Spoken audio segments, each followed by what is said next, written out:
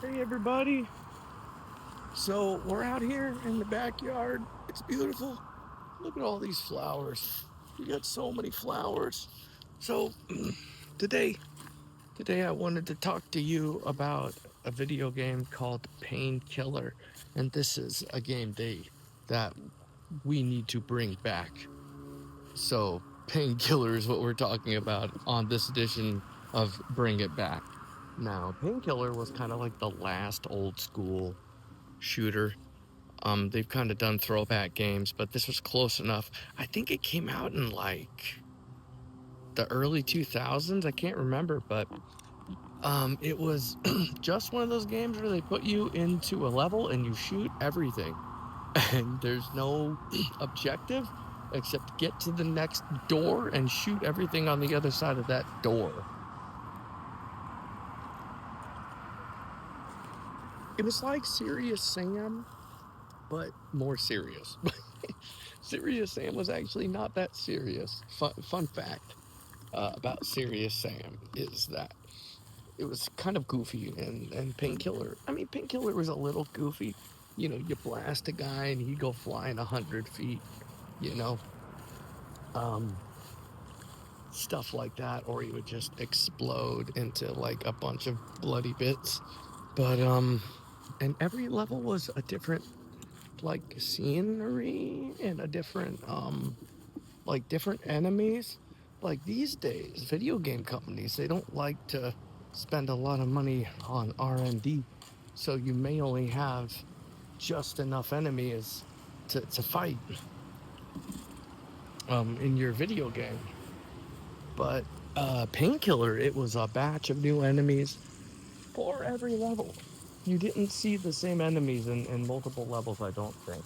I remember there was like a graveyard level where you were shooting like witches and ghouls.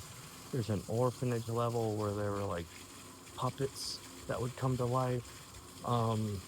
There was a Rome level where you're fighting like gladiators. There was like a World War II level where you're in Soviet Russia. All sorts of different scenery.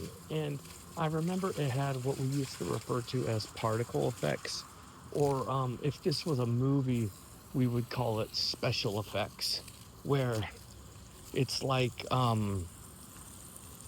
if you would like shoot like a box and like all these fireworks would explode and they would set each other, like you would have like bags of fireworks and you'd shoot the fireworks and they'd go spiraling off dynamically, and also they would set the other fireworks ablaze and then those fireworks would fly all over. Or there was like boxes full of paper and the paper would blow up into the air and float down dynamically. It had a lot of dynamic particle effects that still to this day are amazing. And in the sequels to Painkiller, they did not. They kind of tried, but they did not match it. Just the sheer fidelity of it all. Um, Painkiller is awesome. It is maybe the most underrated shooter ever. Uh, Gotta recommend. We play, so y'all play Painkiller. Now they have a new game coming.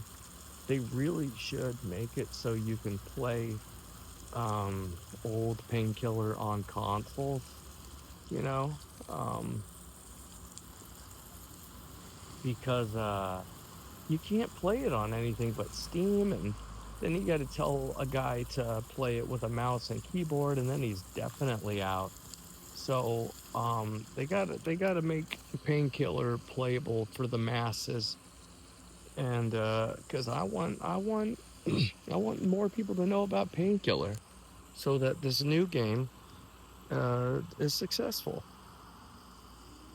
Pick up Painkiller. Highly recommend it. It's a great game.